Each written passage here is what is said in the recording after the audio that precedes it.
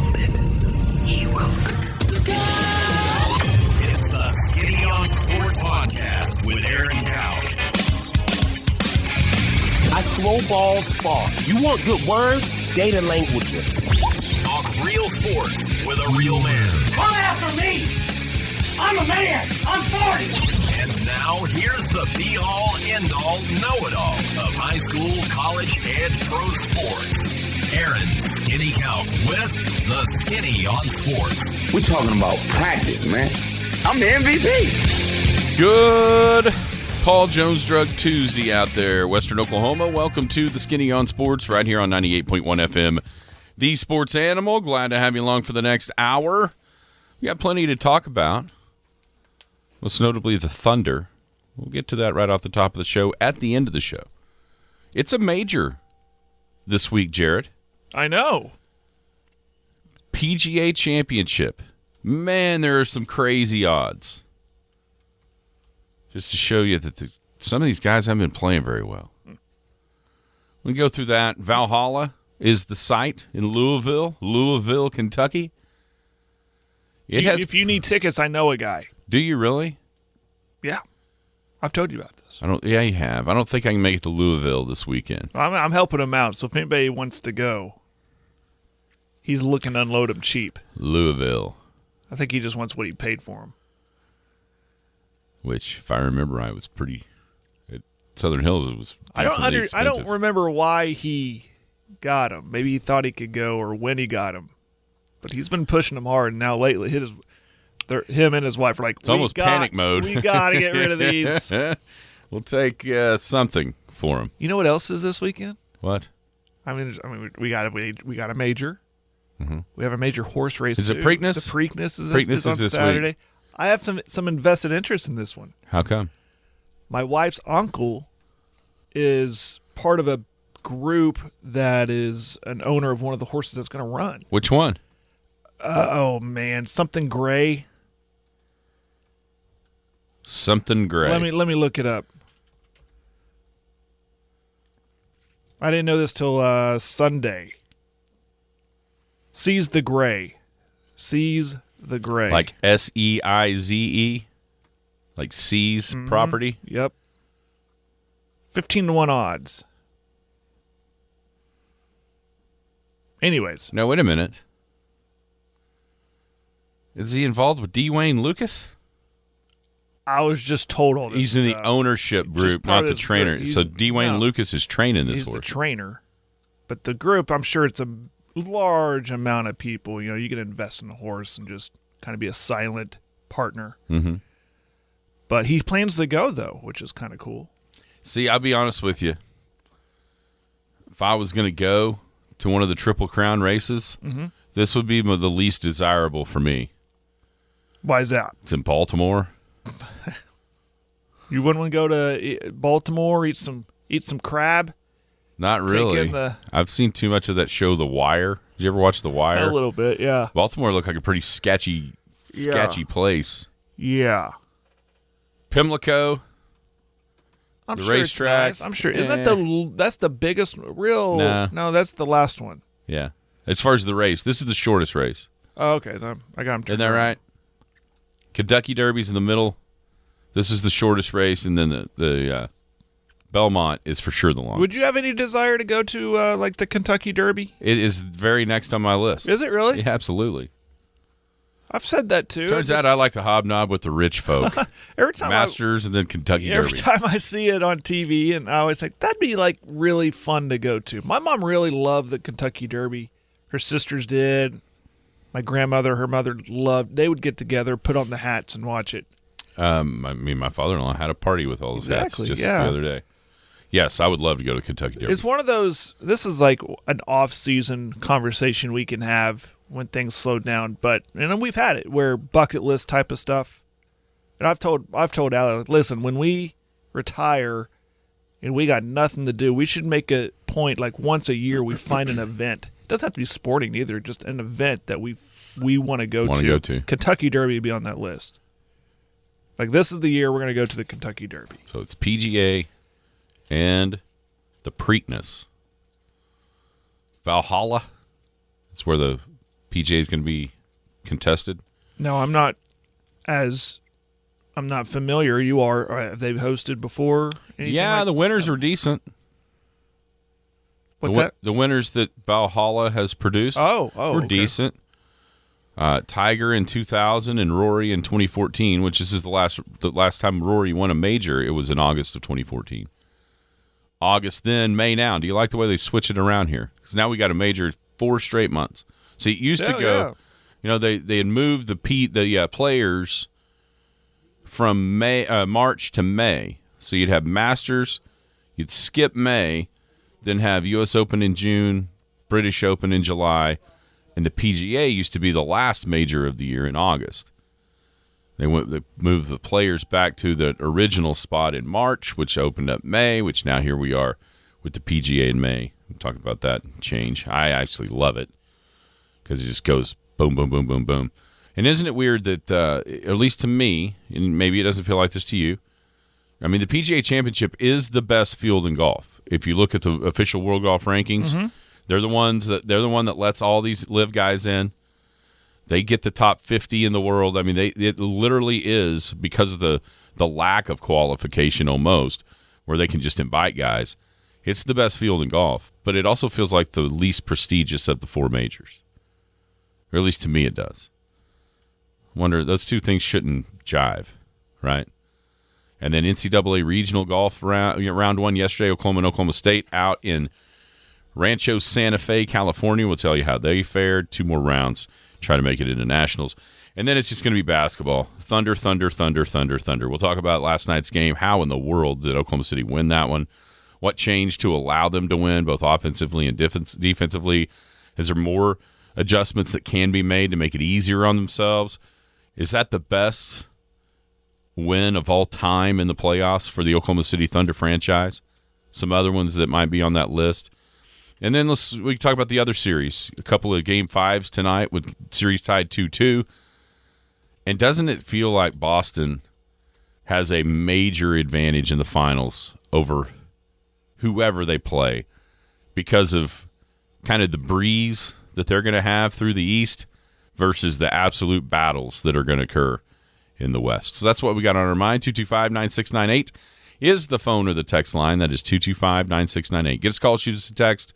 We'll talk about any of that. Whatever else might be on your mind, feel free to chime right in at 225-9698. If you're going to be outside the listening area, stay in touch with the show a couple of ways. You can log on to kadsam.com, or you can download the app. The app has it all.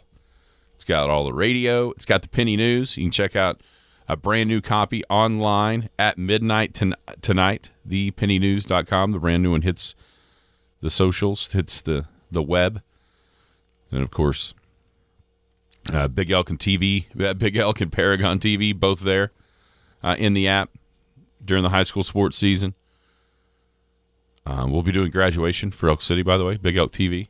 So that'll happen. We got to go set that up with Danny. When? Here in the next couple of days. I don't know. When's the graduation? Saturday, 4 o'clock. I'll be there. Good. Don't worry about it. I'll be there. I'll be in Edmond, bro. Yeah. No, you won't. Anyway. No, I'll be there. My phone will be off. No, it won't. No, it won't. It will be inaccessible. It'll be used to film softball. Nope, that's wrong. You're going to have somebody else from 4 o'clock to 6 o'clock have somebody else's phone up. Sorry about your luck, bro. Yeah, that's... Well, we can't say what that is on the air. Point the camera. Yeah, press stream. Honestly, just as long as you can hear it, this one's pretty easy. At the end of the day, right? I'll be streaming Canutes on Friday night. That makes you feel any better. There you go. Let's see. Also, Skinny on Sports podcast. If you missed our show entirely, you can find it wherever podcasts drop. Before we get going, Jared, this is a very special day in the lives of one of our favorite listeners. I'm talking about... We got a lot, so that... Yeah, really this is one of our favorite young ones. And it is Willa Mae. Willa Mae Red. Yeah? Happy birthday to Willa Mae Red. How old? Oh, I knew you were going to ask that. I'm going to say 8, 7 or 8. Going to be my guess. Cool. I should have asked her mom. We'll probably have the answer here in just a second. But Willa Mae's birthday is today, so happy birthday to Willa Mae. She is a softball playing 9 today. She was 8. She is 9 right now. Awesome. So happy birthday, Willa Mae. Happy birthday, Willa Mae. Love celebrating birthdays. Absolutely. We had a little baby shower last night. So I got some cookies.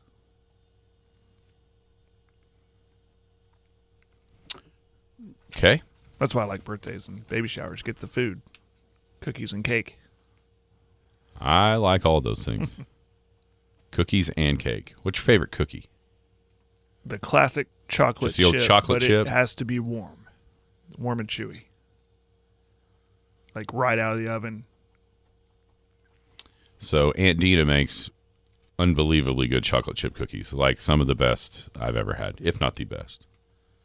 Now, if you're talking about prepackaged stuff, Oreos. No. I'm talking about made cookies. Like somebody made bakes. the Oreo. Yeah, but not really. Those are not homemade, Jared.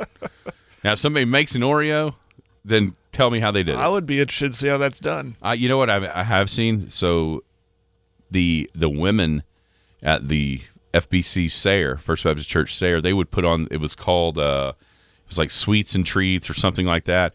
There was 3 categories of pies, cakes, and cookies. Mm-hmm. Okay. One year, and in the cookie category, somebody made homemade oatmeal cream pies. Oh, wow. It was pretty fantastic. Homemade Oatmeal cream pies. Man, that's an underrated snack. I always forget about those. Wow. And they were good? They were good. Delicious? They were very good. Awesome. Oh. Speaking of the birthday girl, Jared, you need to be nice tonight at 8 o'clock. Apparently, you're playing Willa Mae tonight at 8. So be nice. Take it easy. Elcats? Guessing, yeah. Take it easy there, Jared. Well, it might be Katie's turn in the rotation. Willa Mae. I mean, it's her birthday, so, groove one. Nothing better than a home run on her birthday, Jared. Well, good luck. Just saying. I like the old fashioned chocolate chip cookie. Will said his pant sizes went up two sizes eating those chocolate chip cookies over the years from Aunt Dina. I like a chocolate cookie. Yeah. With the peanut butter chips. Oh, no, that's good. That's a good one. Peanut butter is good. I like the chocolate cookie with the peanut butter chips. I did, because I'm curious now, I did find a recipe for homemade Oreos. Oh, you got to make them. They look good. This has got to be a thing. Get us some homemade Oreos, Jared. I am intrigued by this. I'm going to forward this to my wife and say, you think we could do this? I mean, it's getting great reviews. I'm just trying to see. Give us an idea how you make that icing. Yeah, I'm looking. Powdered sugar. Milk. The thick filling. It looks like clearly they whip it up. I'm trying to find the ingredients here. Just bear with me. I'm not finding it. We'd be here all day. But cream filling. Okay, you're going to use 1/4 cup of unsalted butter, vegetable shortening, confectioner's sugar, pure vanilla extract. That seems pretty simple. Sure, you just whip it up. Yeah. That's pretty easy. Cocoa powder for the cookie, all-purpose flour, cocoa powder, baking soda, salt, unsalted butter, granulated sugar, brown sugar, an egg, pure vanilla extract again. I'm not sure. These look like they're like no bake. I don't know. No, you'd have to bake the cookie. You'd surely have to bake the cookie. Anyways, I'm going to and try then this. just smear it on there. I'm 100% doing this. Hey, did you know There used to be a different, like Oreo, like the brand Oreo, was not the original chocolate with icing sandwich cookie. Was it the vanilla one? No, Hydrox. What? It was called Hydrox. It was the exact same cookie. Okay. Looking, it was the two chocolate sandwich with the icing in the middle. You know why Oreo began to dominate and now dominates the market? You know what their secret was? What?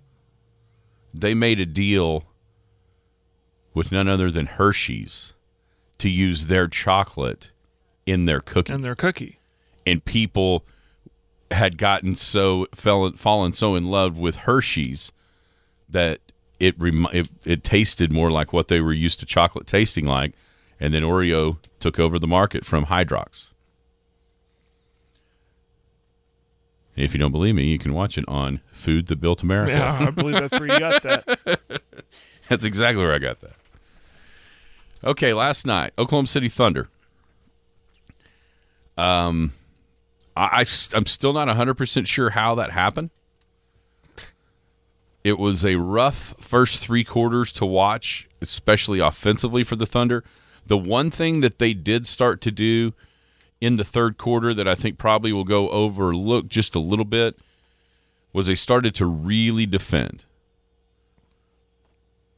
the Dallas Mavericks to the tune of only giving up 15 third quarter points, which allowed them to pull back within 4 going into the fourth. And then Shea just started making shots at about the 6-minute mark. I think the Thunder were down 7. I think it was 82 to 50 or 82 to 75, not 57. And then it was like Shea makes a bucket, Shea makes a bucket, Shea makes a bucket. J-Dub hits one, Shea in the bucket. And then Case and Wallace with a couple of just monster threes.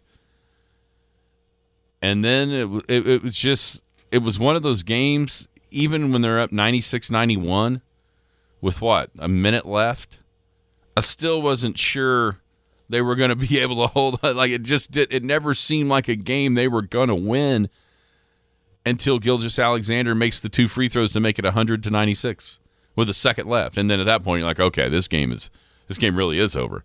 Oklahoma City has got this thing tied 2-2. How did that happen?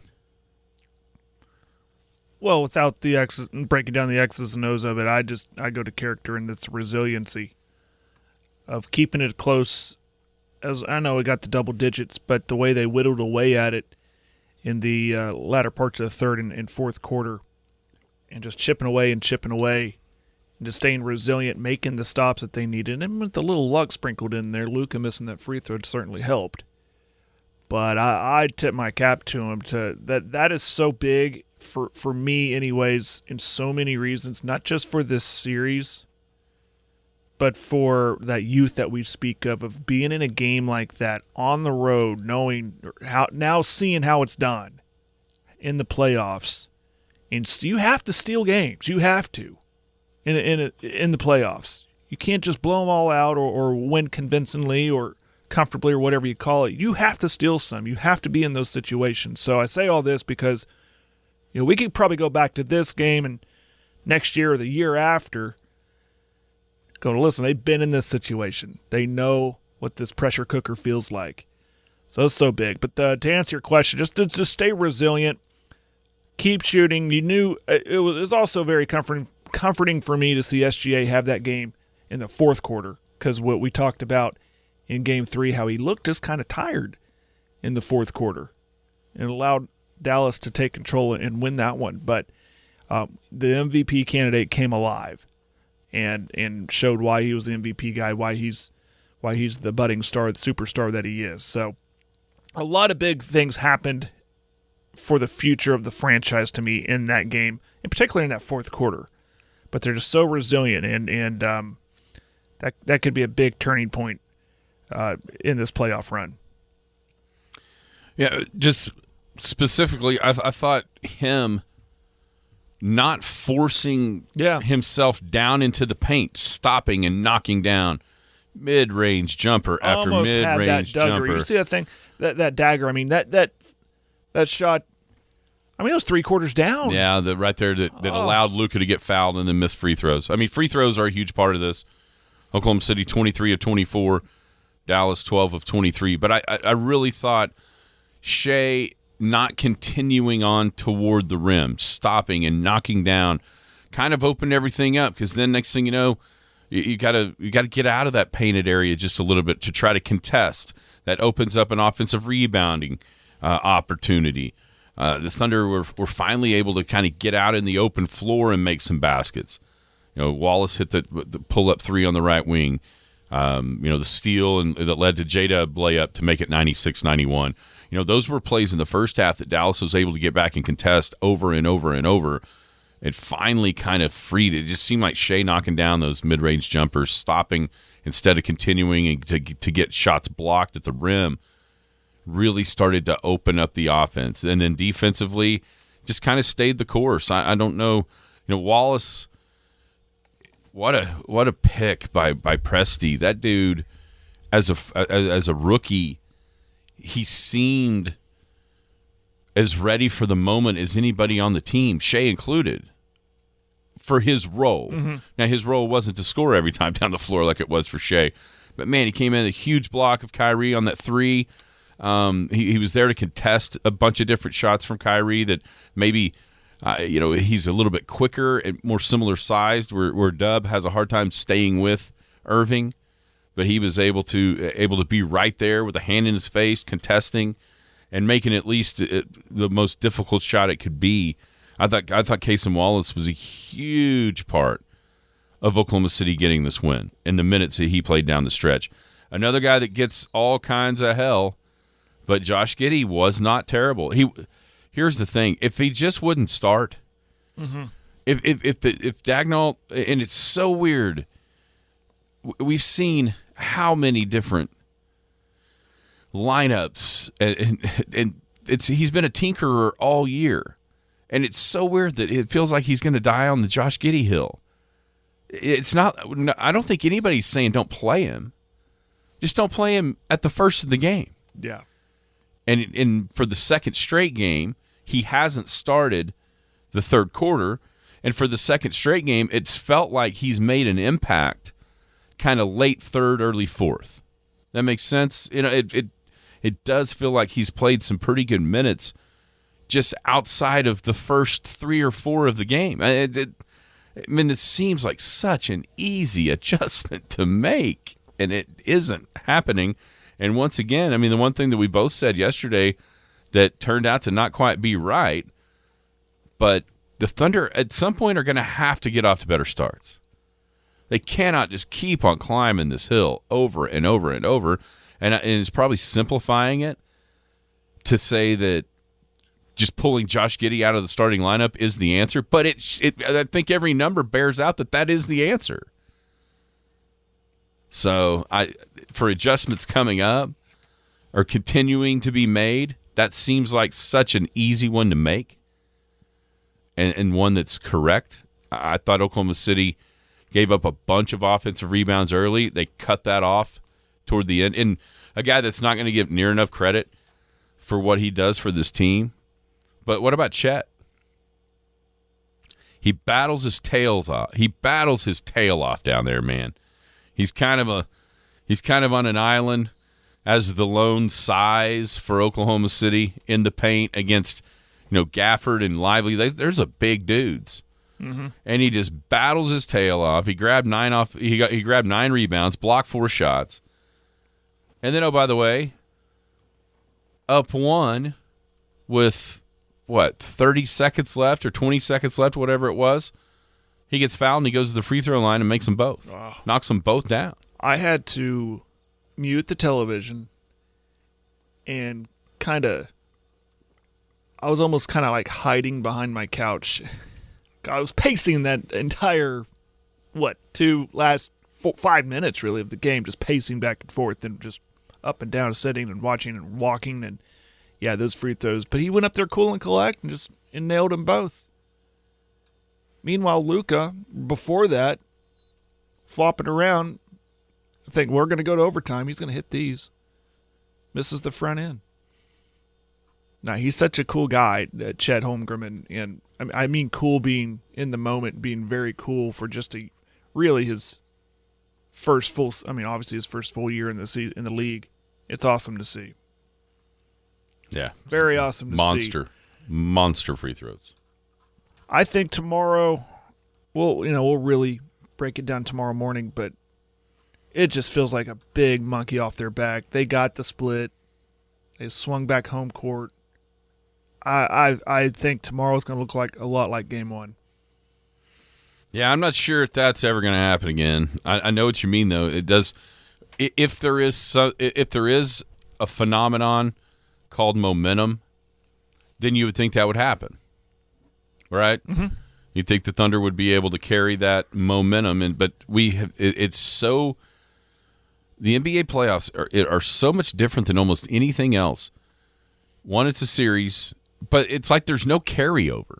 Every game is completely different than the last one in a lot of ways. And it may just be kind of the nature of shooting a basketball, and if it goes in, it goes. I know there are adjustments that are made, obviously, with different matchups and that kind of thing. But it is amazing how much different every game is. But this series, it feels like Game 2, Game 3, and even last night up to the latter parts, it felt like the same game with Washington going crazy, Kyrie and Luka okay, not great, which is what you want. You didn't think Washington would turn into Klay Thompson, prime Klay Thompson. I have numbers that tell you it shouldn't. It's crazy. Okay, so in the playoffs, P.J. Washington is shooting 45.7% on corner threes. 45.7. You know what he shot in the regular season? And it wasn't like it was a small sample size. He shot 116 corner threes in the regular season. You know what he shot? Percentagely? Yeah. 28, 25? 24.1%. Yeah, just for reference for the Thunder fans out there, P.J. Washington shot 24.1% on corner threes this season. You know what Andre Robertson shot from corner threes? Oh, no. 28. He shot 4% better. So this was like Robertson. No. Okay, so think of this too. P.J. Washington was on the same team with the guy that Thunder fans cannot stand and finally didn't play last night, Gordon Hayward. He was on the same team until Christmas when Hayward got hurt. Gordon Hayward had scored more points in a game than P.J. Washington did at teammates like 11 times. That's how Mavericks fans are, we choked it at the free throw line, which is true. 12 of 23. I mean, but also you're getting one of the most monumental turnarounds of all time. And here's the truth. If he wasn't there to score the way he scored, Dallas is cooked. 100%, yes. Completely cooked. Yeah. But he has been. He led him in scoring for the third straight game. Yeah, nobody saw that coming. And I don't think it continues. I can't see it happening. It's hard for me to say it's not going to. Yeah, I know, but but going back to Oklahoma City, it's going to be crazy in there in the Paycom. Anytime he touches it in the corner, I think everybody's going to be it's going to be crazy, but it's just hard to see it continuing. The Mavs did finally cool off a little bit from behind the three-point line as that game wore on. Mm-hmm. But, yeah, he had 21 last night, 5 of 11. Yeah, it's been a complete anomaly, but it happened. You mentioned in the opener about one of the – I don't know if I'm there yet to say this is one of the greatest games ever. We're going to talk about that next. One of the best wins of all time in the playoffs for the Thunder. It's Paul Jones Drug Tuesday. Rodney and the gang at Paul Jones Drug Care you can trust. They are the oldest compounding pharmacy in Elk City. Free local delivery. You can drive through and pick your stuff up. Blister packs are their long-term care unit packaging. Paul Jones Drug is care you can trust. We'll be back on a Paul Jones Drug Tuesday. Paul Jones Drug is Elk City's most experienced compounding pharmacy, meaning they can custom make your prescription medications to your doctor's specifications, safely and effectively providing you with exactly what you need. And for your convenience, Paul Jones Drug has a drive-through pickup window as well as curbside service for testing and vaccinations, and offers free local delivery. Just a couple reasons you should choose Paul Jones Drug, 809 North Main Street in Elk City. I'm Rodney Skinner with Paul Jones Drug, and I promise we provide care you can trust. How much you want to make a bet I can throw a football over the mountains? The Skinny on Sports. That's what I'm talking about. Welcome back, Skinny on Sports, 98.1 FM, the Sports Animal, hanging out here on a Paul Jones Drug Tuesday. Guess what else is going on today, Jared? What else? There's a lot going on today on a Tuesday. $5 chicken fry special at the Boomtown Grill. You can get a $5 chicken fry, one side, each and every Tuesday down at Boomtown, 2103 South Main here in Elk City. Boomtown is open every day of the week, 11 to 10, Sunday through Thursday, 11 to 11 on Friday and Saturday. Boomtown has a happy hour from 2 to 6, 12 big screen TVs, appetizer plates, drink specials, 11 cold beers on tap, 30 bottles and cans, large wine selection, that house favorite drink, the smoked old fashioned. That is Boomtown Grill. Little breaking news. What you got? Just ran across this. Long-time head boys and girls golf coach at Clinton, Mike Lee, is retiring full-time. Okay.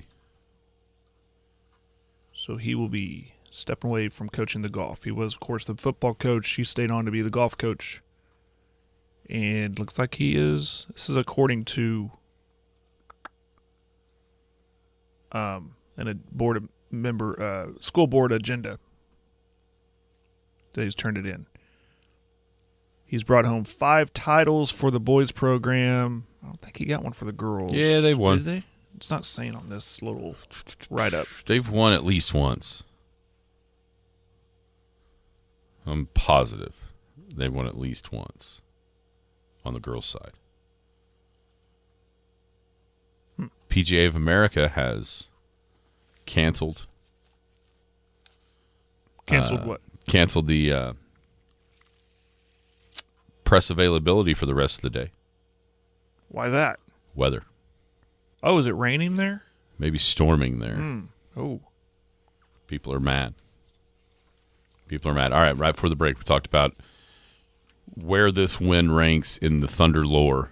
I think go ahead and say what you said off the air. Well, I said it a little earlier, but I think depending on what happens this season and next, and then moving forward, because that was the big concern about moving into this or with this young team going to playoffs, that there's no experience. They have zero experience in these playoff games. They need that experience. They got it last night. And if someone can go, I think they can go back and go, that was the game where it not turned around, but where it's like that they've been in that situation where now they got a little bit of experience. And that means so much. It's so big moving forward, not just for this season, but for next couple seasons, depending on what happens. It's kind of like, hindsight's 20/20. It depends on what could happen. If they're hoisting the Larry O'Brien, not this year, I'm not suggesting that, but soon, people could go out. I remember that Mavs series where they were down 2-1, on the cusp of being down 3-1. They somehow found a way to win, stole it, went on to win the series in 6 or 7 or whatever, and that was when it turned around for them. That's when they graduated from being this young team to these contenders. Yeah, I think that's exactly right. I think in prisoner of the moment, you're like, oh my gosh, because there is so much promise built into these Thunder. From the youth, how good they already are, how good you think they're going to be, all the picks that they, the plethora of possibilities. By the way, 12th pick. We didn't even talk about that. Crazy. Well, no. Talking about Kaysen or J-Dub? I'm talking about the upcoming the lottery. Oh, yeah, that they had the 12th. Yeah, now they have the 12th. But, it's going to get lost in the shuffle if they don't turn into real championship contenders. even this year. I mean, it'll get lost in the shuffle. But right now, it feels to me like the biggest win of all time for the Thunder. I know that's recency bias from it happening last night, but things looked so dire. And to go from, well, they just aren't ready. What do they need? Mm-hmm. How do they and then maybe the mistakes that could possibly be made from trying to retool something that didn't necessarily need it. And I'm not suggesting it doesn't need something, because I think we're going to find out, in order to actually hoist the Larry O'Brien, they're going to need to supplement the roster just a little bit of tweaks. But you're right when you say this is that grow-up moment for a team that, really you think about, and maybe you go back to that like 3 or 4 overtime game in Memphis in 2011 being a similar game to this, where Oklahoma City wins it and they end up punching their ticket into the Western Conference Finals. Ironically, Dallas beats them, but that almost felt like one of those games that they're arriving. Here they are. This is a really good team, and they're young, but they're standing toe-to-toe with anybody and everybody that wants it, and the next thing you know, they're in the finals a year later. That's one I think of when I think of those great wins. Another one in Memphis, and this one, it didn't necessarily lead to what we thought it might lead to, but it, in my mind, did keep that thing together longer than it could have. Was Game 4 in 2014, ironically, at Memphis, the Reggie Jackson game. You remember that one? Reggie went nuts. And why do I say it kept it together? Because that was when the KD stuff had started. And if Oklahoma City can't beat Memphis in round 1 that year, does KD kind of force his way out before he did after the 2016 season? So that was one that I think was really important, because then, of course, they beat the Clippers the next series. That crazy Game 5 in Oklahoma City where the Clippers are up 7 with just under a minute to go, and the Thunder win that game and then end up winning Game 6. They go to play San Antonio in the Western Conference Finals. They can't get that done, but they were able to. That Memphis game kind of kept everything together in a lot of ways. To me, that might be the most important win. Even though it didn't lead to a title, it kept it. Mm-hmm. It kept it together. Like at the time, there was so much swirling around that whole thing of, it's time to break this up. It's not going to work. Memphis is beating them, and Reggie Jackson, of all guys, kind of saved the Thunder for a couple of more seasons. So those are kind of some of the ones I remember. Obviously, you have to throw 2012 Game 6 of the Western Conference Finals, the game that gets you into the only finals appearance that the Thunder have. I mean, that's obviously a huge win in the playoffs for OKC.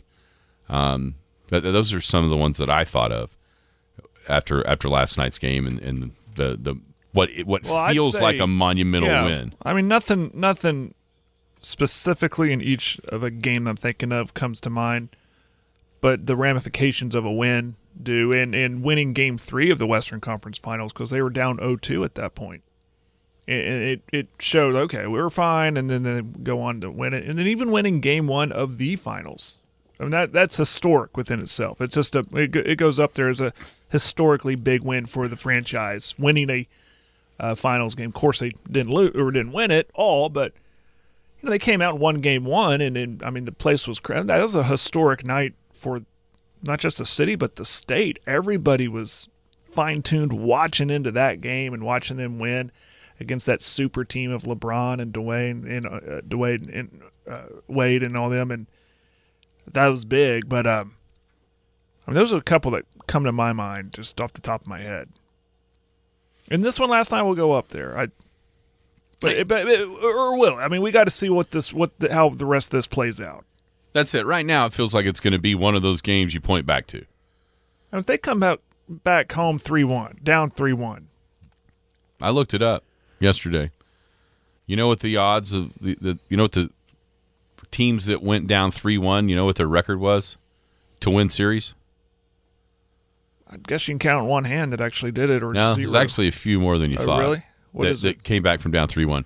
It was the team that was up 3-1 won the series 258 times and lost 13.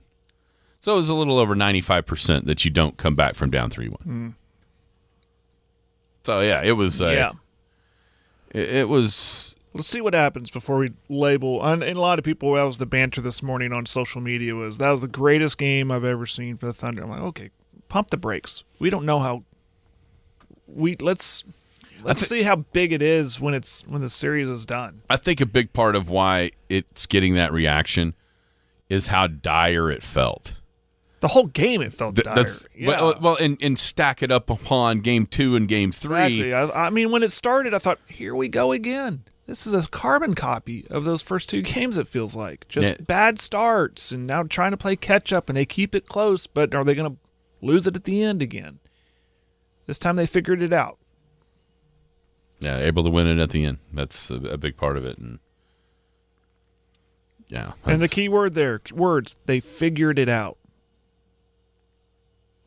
They figured out how to steal one, how to get that big win in the playoffs. That's so big to me. Yeah. So big. Because a lot of series go that way. The team that wins, eventually, when you look back, you go, how the hell did they win that one? And that's what I'm thinking right now. Still to this second. How did that happen? It happened because they just stayed the course, kept on, and finally figured things out, at least in that game. Now, whether or not any of it carries over, who knows? But at least it's a lot different feeling on these airwaves today, tied 2-2, than it would be if you're down 3-1. Other series, 2 Game 5s tonight, pivotal Game 5s. I think it's something like the winner of Game 5 and the series tied 2-2 goes on to win something like 83% of the time. So, Denver and Minnesota, nobody's won a home game yet in that series. Minnesota won 2 in Denver. Denver returned the favor in Minnesota. Now they're back in Denver tonight for Game 5. And then also back in the Garden for the exact opposite. Everybody's won home games in that one between Indiana and New York. Who do you give? Which road team do you give the best chance to win? That's a good question. Yeah, because you think Minnesota's the better team, but you also think they're playing the better team in Denver, right? And they won the first 2 games on the road. They did win the first 2. And then you got the Pacers, who look white hot right now, but they lost their games on the road in New York. But I'll stay with the Pacers, though. I think I will, too. I think Nuggets might have figured this out. I'll say Pacers have the best chance to win. At some point, just the injuries for New York are going to pile up enough to where they're just not healthy enough to play and healthy enough to win in the playoffs. And that leads me to the next, Boston. How big of an advantage does it look like they're going to have right now when it comes to having gas left in the tank for the finals? Yeah, them losing 1 out of every, what is it, the pace now? I mean, them losing the other night, that might have been good for them. You always hear that, especially for really young teams. Like, okay, it's good that they lost that game. That woke them up, It feels so easy for Boston. I wonder, do they coast into the Eastern Conference Finals or the finals untested, and then they get knocked in the mouth by, say, a Denver or Minnesota or OKC or whoever? But no, it looks pretty cakewalk from this point on for them. Oh my gosh, there's already starting to be rumblings of, is this the easiest? Especially, well, it almost doesn't matter because Indiana would be a 6 seed. New York would be a banged up 2 seed. I mean, the conversation's already started. Is this the easiest path to the finals in NBA history? So I'll answer that question with another question. Are the Celtics kind of fool's gold because they're not being really tested? They look so good, but is that because there's nobody there to challenge them? Well, I don't know. The problem is they won 65 games. Trade the Celtics with, put in Minnesota. Let's just trade them. I mean, Minnesota would probably look just as dominant too against those opponents. 65 wins in the regular season No, I understand. is different. Yeah, they're putting both things on top of each other. Or 64, I'm sorry, 64 and 18. Maybe a little bit, but I don't know. they're beatable is all I'm saying. They're not. If Porzingis isn't healthy. If Porzingis is healthy the way he's playing, I don't know if they are beatable. I really don't. But I do know this: they're not going to be nearly as tested as whoever comes out of the West. And then it ain't going to be close. And that could be a good thing for them, and it could be a bad thing. That's what I'm trying to look at. I'm trying to figure that part out. We won't know till it happens, and that'll probably be one of those. See, I told you so. After it's overs. But as far as having gas in the tank, you ain't going to have to worry about them wasting much of it on the way to the finals. All right, when we come back. Cleveland needs Donovan Mitchell. Yeah, they're not going to get him. We'll be back. Paul Jones Drug offers a free service that makes taking your daily medications safe and easy. It's called convenience packaging, meaning they can combine all of your daily medications and put them in sealed, separate daily packages. This process replaces you from having to fill your daily medication dispenser. And as always, Paul Jones Drug prepares individual blister packaging for long-term care patients. With their drive-through window, curbside service, and free local delivery, it's just more reasons you should choose Paul Jones Drug, 809 North Main Street, Milk City. I'm Rodney Skinner with Paul Jones Drug, and I promise we provide care you can trust. The Skinny on Sports. First or last,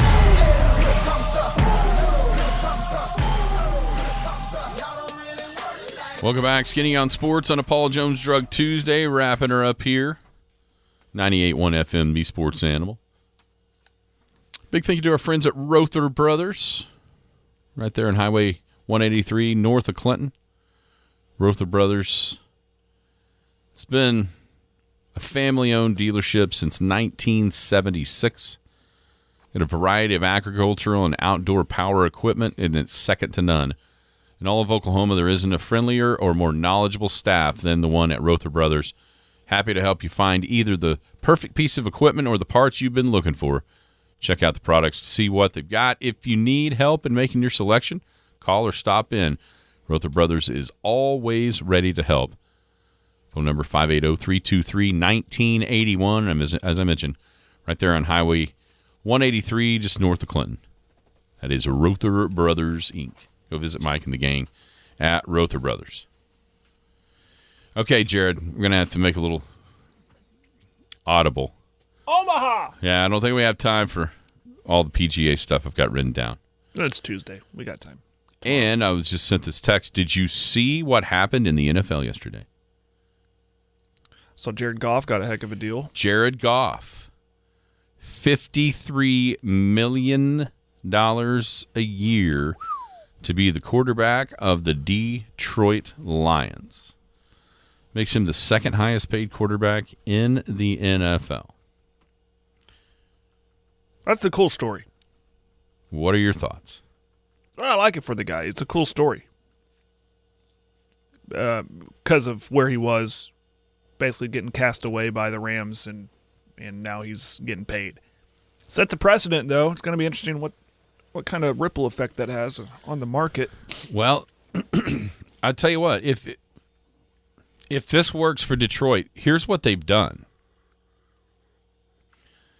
Just a couple of weeks back, right before the draft, they locked up Amon-Ra St. Brown to a 4-year, $120 million extension. They also locked up tackle Penei Sewell, 4 years, $112. And I mean, obviously, it's a boatload of money.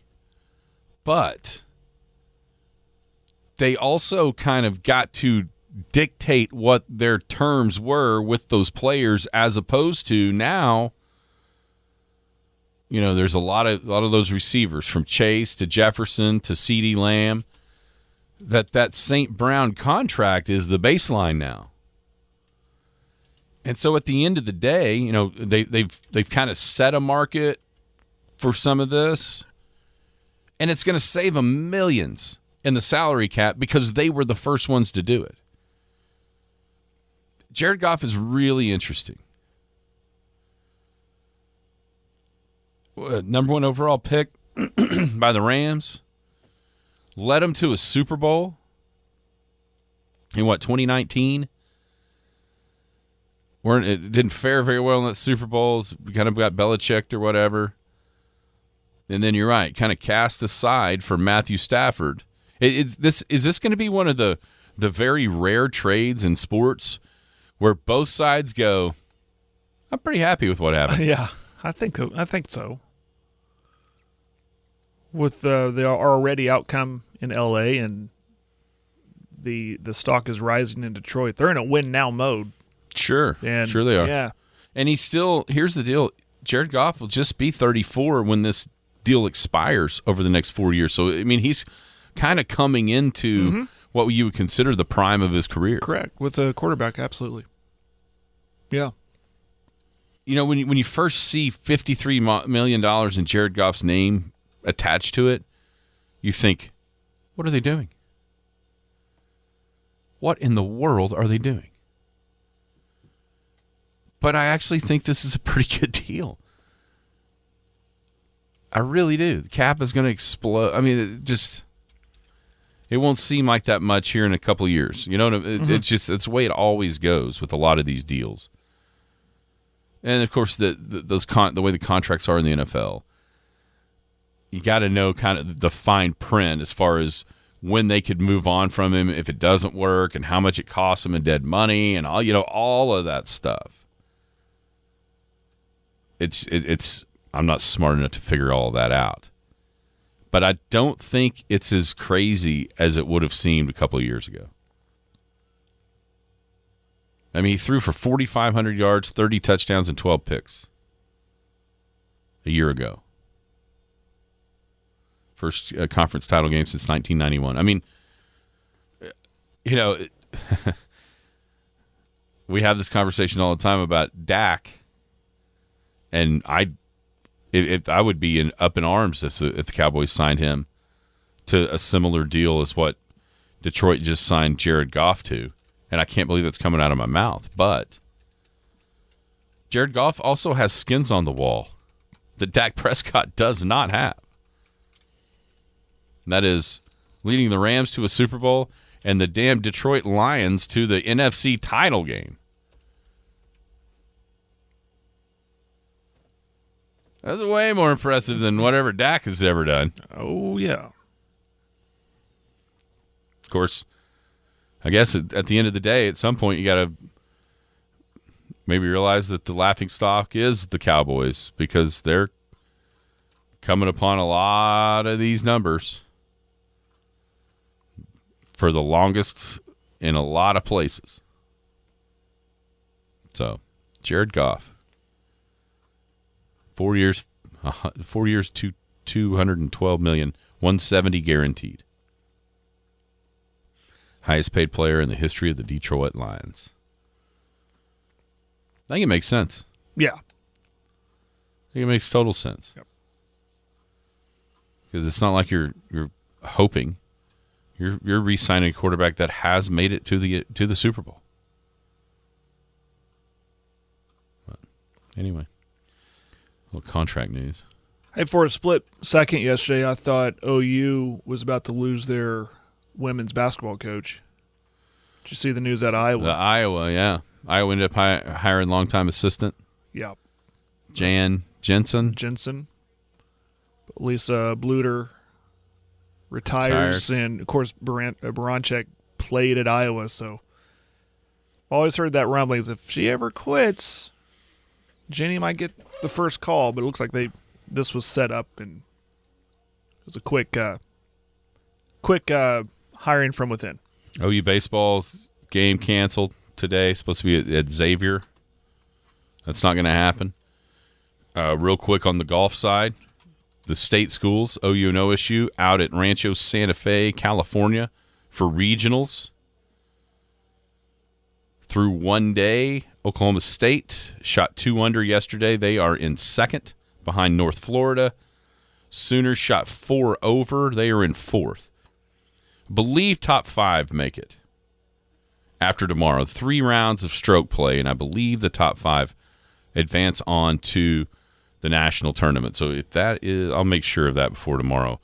But if that is true, the Sooners are one shot ahead of a tie for 5th between San Diego and West Virginia. Top seed in that regional is Arizona State. They're 7th place at +6, but today you'll start to kind of weed that thing out. Ryder Cowan struggled yesterday. 4 over par, drop score. Jay Summey and Ben Lorenz, the best 2 players for OU, at 1 under apiece. And then Rayan Thomas for Oklahoma State, 3 under. He's in 2nd place individually on what must be a fairly difficult golf course, seeing the scores as high as they are. So that play is just getting underway. Matter of fact, OU just started. OU, San Diego, and West Virginia just teed off in the 2nd round of that regional. So keep you up to date on that. Some interesting college football stuff I saw yesterday that maybe we can get into at some point with returning production. There's one team that people are sleeping on from a win total and a returning production standpoint, and they reside right here in the state of Oklahoma. Everybody have a great Tuesday. You've been listening to the Skinny on Sports podcast with Aaron Cow. Be sure to hit that subscribe button to get alerts of when the latest podcast is available. Thanks for listening. That ball is blistered